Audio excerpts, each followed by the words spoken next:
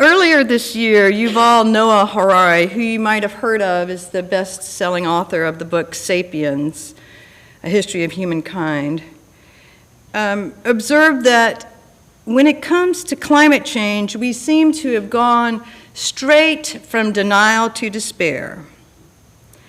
Well, unfortunately, I'm not sure it's just about climate change that there is a prevailing mood that has gone from denial to despair. Prominent in many of our minds, of course, is not just climate change, but the situation in Ukraine. I'm so elated and hopeful by the sentiment that you're showing by devoting part of your auction proceeds to helping with the effort in Ukraine. But we know there's a long list of other social problems that I won't enumerate here. And we do find ourselves asking, is there any hope? And how do we find it? Where do we find it? Why bother with it anyway? Don't we need to be realistic and see things as they are? Well, is hope really about putting our heads in the sand? I think not. Hope is a popular topic for sermons, particularly for Unitarian Universalists, as well it should be. Historically, we are a group of people who believe in and actively work for a better world, a better life, and as such, we have dared to traffic in hope since Christianity's beginnings. We had hope that the church could be different, that all people could believe in a common origin that would bring us together, in one God of love, and that salvation is for everyone. And age after age, we've affirmed that belief. We offered hope, the possibility that tolerance and universal brotherhood could become the norm and not the exception. But I've really gotten stronger and stronger in my beliefs about hope, and they keep crystallizing ever since a few years back when my daughter was 17, our youngest daughter, Amelia, and she offered the Youth Sunday sermon at my home congregation in Asheville. She would not allow me to look at it in advance or hear it in advance, leave alone to coach her. I had no idea what was going to come out of her mouth.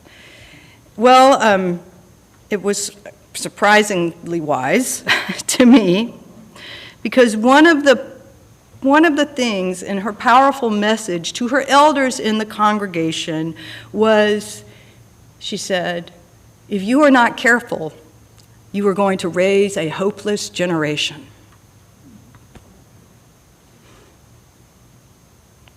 I think about this often, and particularly now when I hear the difficulties our young people are facing, who, since that sermon, have had the world pandemic added to their list of challenges.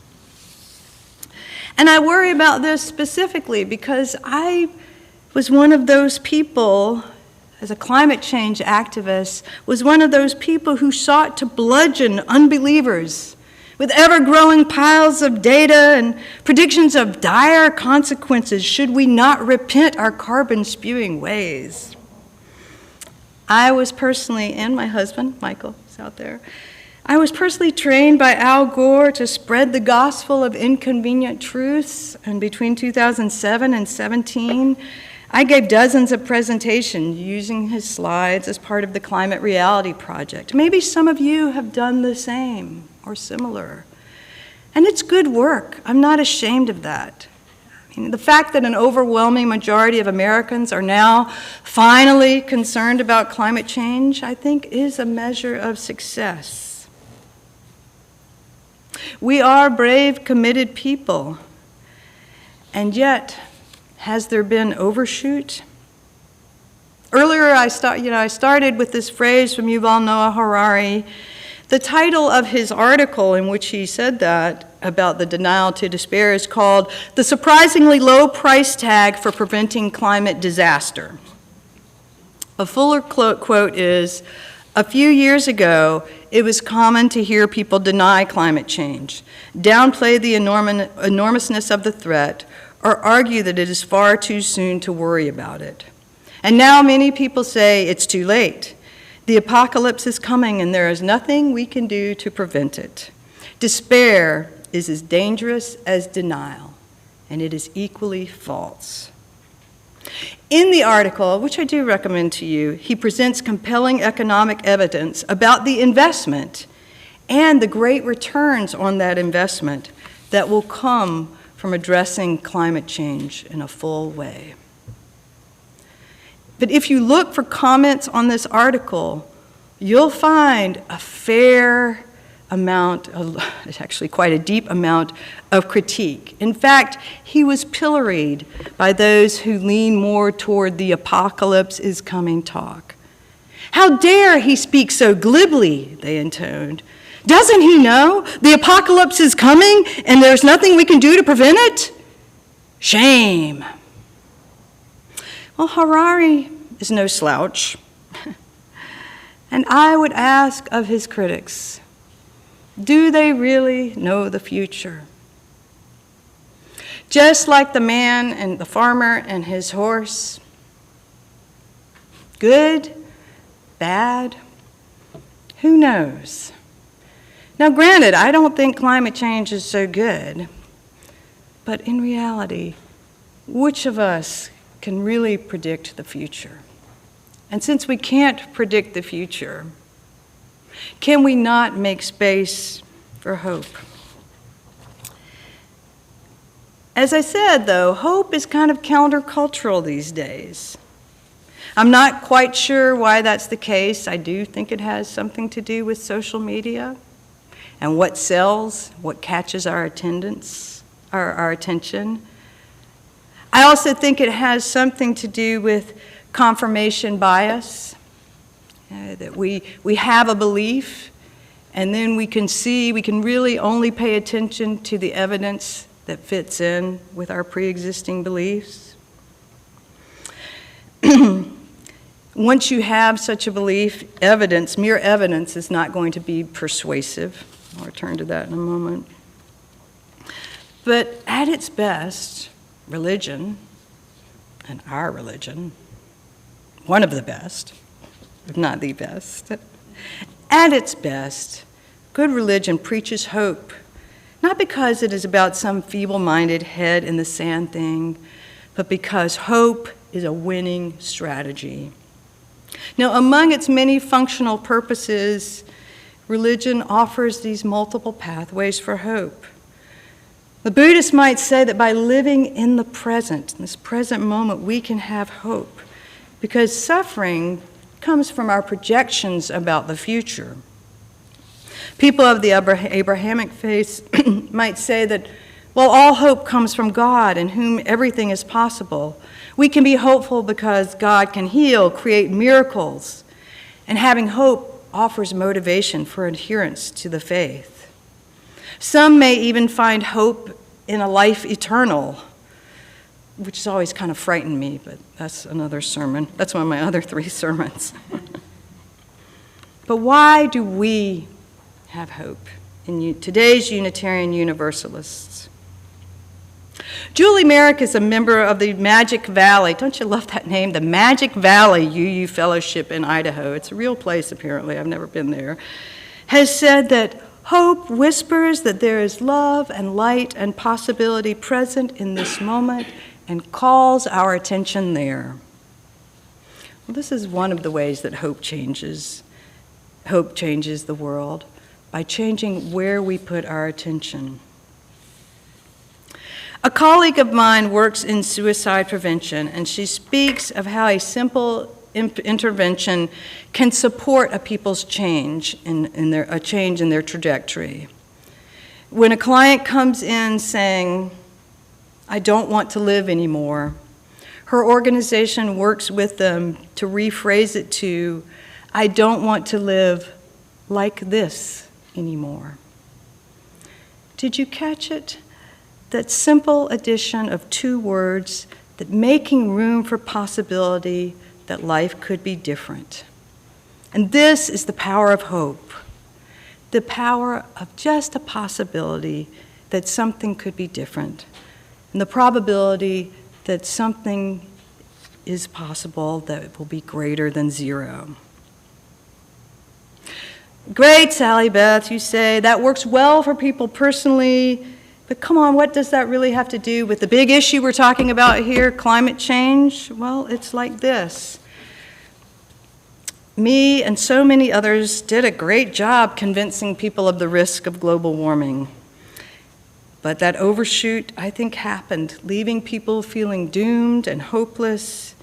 And the epidemic that we are experiencing in depression, admittedly fueled also by the pandemic and social division, the epidemic that is among our youth is perhaps more worrisome even than climate change. Having won the battle on is climate change happening, now it's time to consider switching tactics and find a new strategy for winning the climate change war. And that strategy is to cultivate hope. Let us dare, says a world leader in organizational development, David Cooper Ryder, who created an approach to problem solving which is being used around the world to bring people together, to share thoughts, to create positive, collaborative visions of the future. Because as we get together in small groups and large groups and talk about these desirable futures, magic happens. Our thoughts tend to be pulled in those directions. And we must be about seeing these possibilities and daring to dream that a good future might be possible. It's not a given, but just that it might be possible. That people will come together and solve and adapt to climate change, and by the way, solving a myriad of other environmental problems along the way as well. Again, not because we know that this will happen, but by seeing these possibilities, it will change how we think, and in turn, we will step into that future. Now, this may seem a little woo-woo. I get it. I can be a little woo-woo sometimes. I found that the world opens up a little bit more when I'm kind of woo-woo. Cognitive researchers have found that emotions really drive us inside and out. And our feelings at any given time determine what areas of our brain we can access, what neurons fire, what connections are made, even how much we're willing to be open to the thoughts of other people based on our feelings at any given moment. It was over 30 years ago that Dr. Martin Seligman discovered that dogs, after a certain number of unsuccessful tries to achieve a treat goal, will just give up and will no longer even aspire for the treat, even if success is shown to be in their grasp. He coined the term learned helplessness. Fortunately, Dr. Seligman did not stop there, but he flipped his research and went on to create a theory of learned optimism. He became the father of a new positive psychology movement, ushering in a generation of brain and psychology research whose fruits we are just now beginning to see. And it has helped me to understand how so much of our creative abilities, the ability to solve problems, to engage with each other, rests first and foremost on what we actually believe and not on some objective evidence out there beyond us. And one finding is I've already talked about, how vision inspires change. Whatever pictures we make in our brain, and our words are representative of the images that we have in our brains, we then look for and reinforce in the world. What we dare to envision, we start to look for in the world and reinforce it and create more of it. So we move toward that vision, good or bad. The farmer said, good or bad, who knows? It's up to us to make an interpretation, and then we will move toward it. Earlier, you heard Elaine reading from environmentalist Paul Hawkins' 2009 commencement speech. I'll just repeat just a little bit of that. If you meet the people who are working to restore this earth and you aren't optimistic, you haven't got a pulse. What I see everywhere in the world are ordinary people willing to confront despair, power, and incalculable odds in order to restore some semblance of grace, justice, and beauty to this world. The UU Julie Merrick said, hope whispers that there is light and possibility present in this moment and calls our attention there. I said that it is brave to be hopeful, because I think it's psychologically safe to be negative. You've all heard of this negativity bias. I mean, thanks to evolution, we've all got it, because really, if we didn't pay attention to danger, the things that threaten us, we were wiped out by our ancestors were wiped out by natural selection a while back. So here we are. Look around. We're in trouble. What's hurting us? What's in danger? Now that we know that, we can think about being brave to overcome that negativity bias. Alexander Pope, who I quoted in our chalice lighting, said, "Blessed is he who expects nothing, for he shall never be disappointed." But aren't we braver than that, to risk disappointment? Now, I could be wrong. I don't know that we're going to solve this climate change thing, but I'm willing to risk it, because I think by putting that belief out there, we draw closer to the possibility that we will. Now, it has been demonstrated that we as humans are loss averse. We hate to lose more than we love to win. John Tierney, in his 2019 book, The Power of Bad, said that we actually tend to view those with a critical voice, no matter what the subject, as being more intelligent. This might also have something to do with our, epidemic of despair. Because if we say something remotely hopeful, well, might we not appear less than intelligent? Better to have a prediction of sure doom. Is it possible that fear of failure bars us from being hopeful? I'm not talking about blithely predicting success, but maybe a more gentle notion. That notion, again, that a future state is possible. 15 or so years ago, I taught environmental science in several North Carolina prisons. My very first class consisted of young men, ages 18 to 21-year-olds, mostly in there for drug offenses, and unsurprisingly, who had no knowledge of environmental science before the outset of the class, at the outset of the class. You can imagine that their backgrounds tended to be unencouraging. Justin was smart alecky and confrontational, and after initial skepticism about the science I was sharing with them, he easily went from denial to despair and said, "Nobody knows about this stuff. It doesn't matter what we do. We are doomed." It was Justin who polled 70 of his fellow inmates about their knowledge of global warming, finding that only 15% of them had heard the term. He was scheduled for release the day after the class ended, and the last thing he said to me was, "I'm going back to Florida to start over, and I hope to find work in the solar energy industry, the industry there." Now, I think about Justin often. I don't know what happened to him or if he followed his dream of finding work in the solar energy industry.